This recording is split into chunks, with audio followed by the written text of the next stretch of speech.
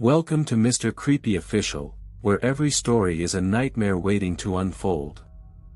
Don't turn off the lights. If you're brave enough to survive this story, prove it, like, share, and subscribe before the darkness finds you. Be the thing that watches the forest trail after dark. They said the forest didn't like to be walked after sundown. No one ever explained why. They just said it, flat, emotionless, the way people mention an old scar. I didn't believe it. I just moved to Ash Grove, a tiny town tucked between the mountains, thick pine trees swallowing every road in and out.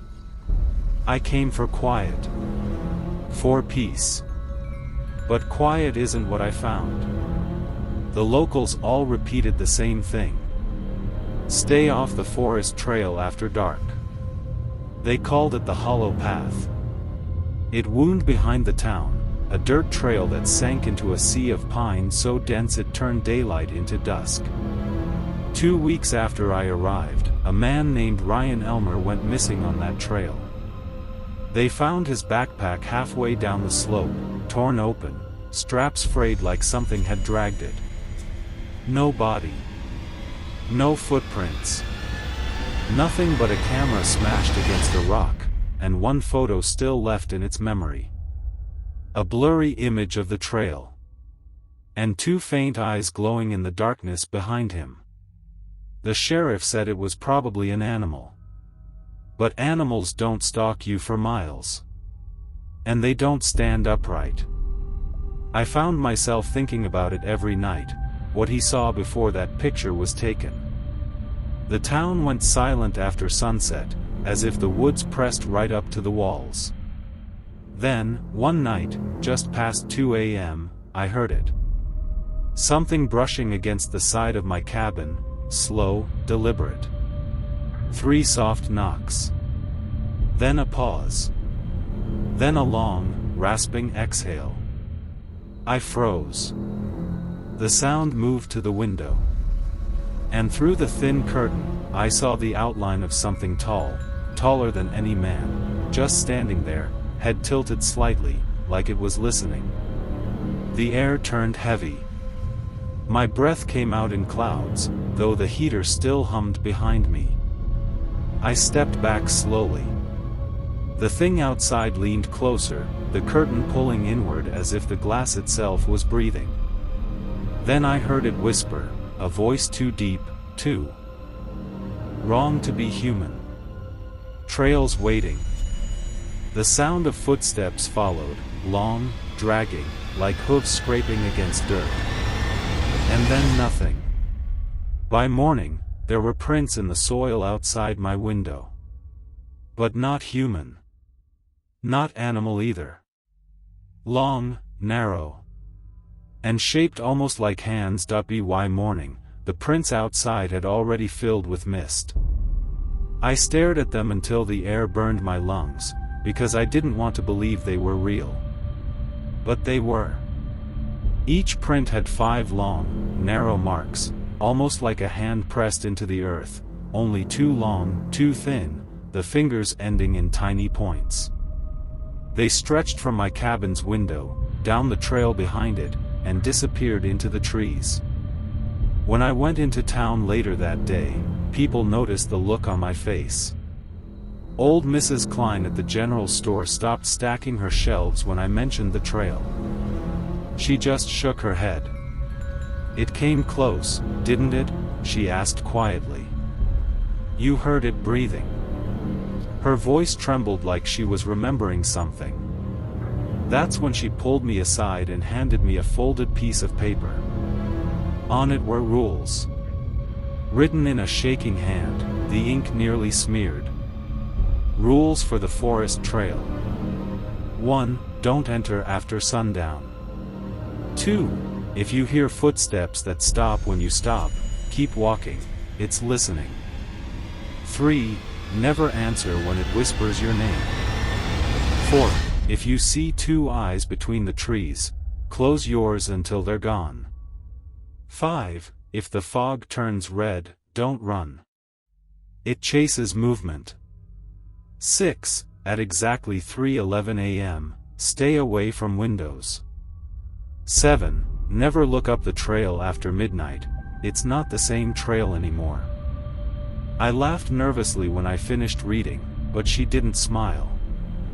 They found those on Ryan's nightstand, she whispered. The day before he vanished. Something inside me went cold. Something inside me went cold. That night, I taped the rules to my wall. I told myself it was nonsense. Just small-town superstition. But at 3:11 a.m., something woke me again. It wasn't a knock this time. It was a voice, from outside my window.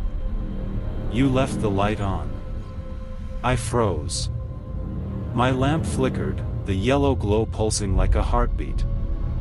Then another voice, this time from the other side of the room. Turn it off. I spun around, nothing was there. Just my empty cabin, the faint smell of pine sap and iron. I reached for the switch, and paused. Because behind the curtain, I saw two glowing eyes. They weren't bright, not like an animal's reflection. They pulsed, slowly, rhythmically, like something breathing through them. I clutched the paper, the rules. Number 6. At exactly 3:11 a.m., stay away from windows. I backed up, heart hammering. The eyes followed my movement, swaying gently side to side, as if curious. Then, a sound. The faint scrape of nails across glass. It didn't try to come in. It just watched. Until the sun began to bleed through the trees, and the eyes blinked out like a candle snuffed in water. When I dared to look again, the outside of the window was covered in handprints. Long, narrow, and pressed in reverse. It had been trying to see inside. The next morning, I packed my things. I told myself I was leaving Ashgrove. But when I started my car, it wouldn't start. The engine coughed once, twice, then died completely. When I stepped out, I realized every cabin on the ridge was quiet. Too quiet. No birds.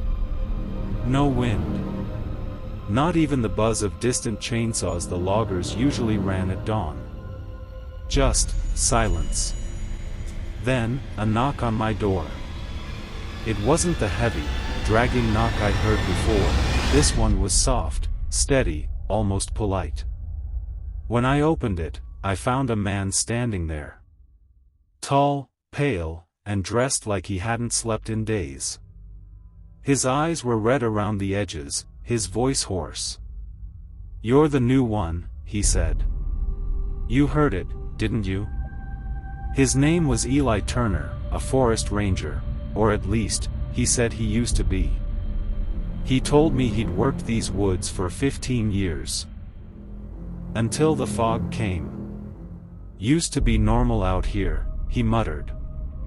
Then one night, a hiker went missing. And another. Then the forest started growing faster, swallowing old paths, sprouting new ones overnight. The trees move now. I tried to laugh it off, but he wasn't smiling. He leaned closer, lowering his voice. "You've seen its eyes." I didn't answer. He reached into his jacket and handed me a rusted flashlight, its metal body carved with small symbols, circles and crosses etched deep into the handle. "If the trail calls to you, and it will, take this. Don't shine it directly at the trees. Shine it between them. That's where it hides." Then he left, just turned around and walked back into the fog. By the time I blinked, he was gone. That night, the forest began to whisper again. At first, it was faint, like the sound of leaves brushing each other in the wind. Then the words started forming. My name. Ghoul. Come see. I froze by the window. Outside, the tree line shimmered, faint pinpricks of light glowing deep within. Too many. Too high off the ground. The eyes. Dozens of them. Blinking in rhythm. I remembered rule number 4. If you see 2 eyes between the trees, close yours until they're gone. But there weren't 2. There were dozens. And they weren't still. They were moving closer. I turned off every light and sat on the floor, clutching Eli's flashlight. The voices grew louder. Some sounded like people I'd met in town. Some like Ryan, the missing hiker. All whispering the same thing, in perfect unison. Trails waiting. The air turned sour, heavy with the smell of wet moss and decay. I couldn't breathe. Then, a knock at the door. 3 knocks. Then silence. I waited. And then came the slow sound of wood creaking, as if something tall leaned against the doorframe. A single shadow slid across the crack beneath the door, long, thin fingers brushing the light. And a whisper, inches away. It. Almost dark. I didn't sleep that night. I sat on the floor until the morning light broke through the fog, pale and thin like something bleeding through a wound. The eyes were gone. But the trees looked closer. The forest had crept forward, roots cracking the ground outside my porch, pine needles scattered over my steps. It felt alive, inching nearer with every breath. That's when I noticed something else. Footprints. Leading away from my cabin. I should have ignored them. But I didn't. I grabbed Eli's flashlight and followed them down the dirt road, deeper into the fog. The forest swallowed every sound, even the crunch of my boots. After maybe 10 minutes, I found it. A cabin. Small, wooden, covered in moss. But something was wrong. There was no door. Just 4 walls, a single window, and a roof heavy with rot. It shouldn't have existed. The town map didn't show any building here. The footprints ended right at the wall where a door should have been. I circled it slowly, and when I looked through the window, I saw something that made my stomach twist. It was me. Standing inside the cabin. Same clothes. Same flashlight in hand. But my reflection, or whatever it was facing away from me. And then, as I stared, it turned its head backward, the neck snapped at an unnatural angle, bones crackling as its face came into view, eyes black, mouth stretched too wide, teeth stained red. I stumbled back. My own reflection smiled. And then, a whisper. It's almost time. The window breathed. Fog rolled out of it like smoke, spilling across the ground, cold as ice. I ran. Branches whipped across my face, the sound of footsteps, not mine, thundering behind me. Something was following. Something fast. The forest blurred, trees bending inward, almost closing around me. I could hear it laughing. A sound like bones rattling in hollow wood. I didn't stop until I saw the faint outline of my cabin again. I slammed the door, locked it, and collapsed. Against it, chest heaving. And then I saw it, scrawled on my wall in something dark and wet. You looked. Underneath, the rules I'd taped there were gone. Replaced with new ones. The trail has changed. 1. The thing outside wears your face now. 2. Don't answer the door, even if it sounds like you. 3. Don't trust reflections. 4. Don't follow footprints. 5. The window shows what's coming next. That night, when the wind picked up again, I heard knocking on the window. And a voice, my own voice, whispering, "Let me in. You're not supposed to be here." The days began to blend together after that night. Sleep came in fragments, haunted by sounds that didn't belong to this world, soft humming from beneath the floorboards, footsteps that circled the cabin long after midnight. And always, that whisper. Trails waiting. The message on my wall, "You looked," never faded. The letters seemed burned into the wood. By the third night, the air changed. The fog outside glowed faintly red, pulsing like a heartbeat. I knew what that meant. Rule number 5. If the fog turns red, don't run. It chases movement. So I stood still. Completely still. But something was moving in the fog. Shapes, tall, long-limbed, shifting just beyond the tree lean. They weren't walking, they were crawling upright, hands dragging across the ground. I could hear the scrape of bone against stone, the slow, wet drag of something heavy. Then, through the window, a figure appeared. It looked like me again. Same jacket. Same flashlight. But this one's head was tilted too far to the side, as if its neck had been broken. It raised a finger and pointed toward the woods. Then it turned and walked into the trees, vanishing into the crimson fog. I should have stayed inside. But something deep inside my chest, not curiosity, not fear, obedience, made me follow. I grabbed Eli's flashlight and stepped out. The air burned cold, heavy with the smell of earth and iron. The trail stretched ahead, darker than I'd ever seen it.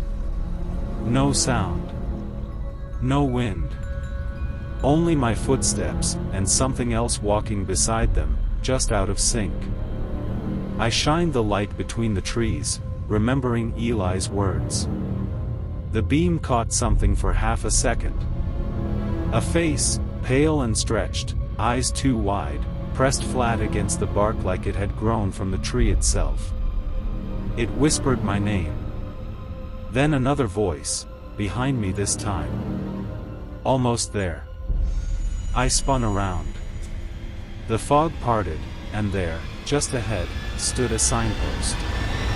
It read, "The hollow path, 0 miles." But the road didn't end. It just folded downward. The dirt twisted into an impossible slope, leading underground, roots hanging from above, whispering in a language that wasn't made for human mouths. The flashlight flickered. Every time it blinked out, I saw things closer, long arms, open mouths, hollow eyes.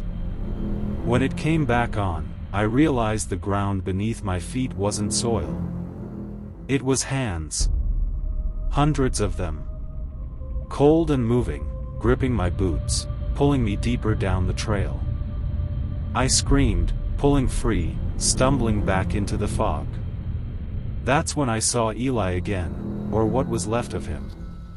His face was pale, stretched, his chest split open like bark peeled from a tree. He raised a trembling hand. "Don't let it see you." Then the fog swallowed him. The air turned silent again, until I heard a voice directly behind me, deep and guttural, vibrating through the ground. Too late. I ran. The forest behind me breathed, every branch inhaling, every leaf trembling like lungs filling with air. The red fog thickened until I couldn't see my own hands. And then, everything went silent. So silent, I could hear my pulse pounding in my ears. That's when the ground moved. Roots tore from the soil and wrapped around my ankles. They didn't pull, not yet. They were feeling. Testing my weight, tracing my skin like fingertips. A whisper came through the fog. Dozens of voices. layered, weaving together into one impossible sound. You followed the footprints. You looked through the window. You came to the trail. I lifted the flashlight, my hand shaking so hard the beam bounced across the mist. And caught something moving ahead. At first I thought it was another tree. Then it moved its head. It stepped forward on limbs that bent the wrong way. The skin looked grown, not born, bark fused with flesh, knots where eyes should be. And beneath that layer of wood and rot, something pulsed, like veins running with black sap. Its voice was inside my head now. We watched you long before you came. I stumbled back. The roots tightened, holding me in place. The thing leaned closer. Its face hovered inches from mine, not human, not animal, just wrong. Where its mouth should have been, the wood had split open into a spiral of teeth. And inside that spiral, were faces. Dozens of them. Ryan. Eli. The missing hikers. Each one trapped, eyes moving, mouths silently screaming. I realized then, the forest didn't kill them. It kept them. Their souls. Their voices. All part of it now. The creature tilted its head again, as if studying me. You came to listen. Now you stay to speak. I felt something slide into my ear, a whisper so close it burned. It wasn't just sound, it was breath. Tell them about us. Then the roots released me. I fell backward, gasping. The forest split open before me, a tunnel of trees bending away, forming a path of light. I ran through it, never looking back, until I broke through the edge of the woods and collapsed near my cabin. The sun was rising. The fog was gone. Everything looked normal again. For a moment, I thought I'd imagined it. Until I saw my reflection in the window. It smiled. And the glass whispered back. Trails waiting. Epilogue. That was 3 weeks ago. The town's empty now, doors open, lights still on. Every night, the forest hums louder. And sometimes, when the wind dies, I hear them whispering in the trees. All the voices of the people who never left. And my own voice, too, calling out from the woods. Come walk the trail.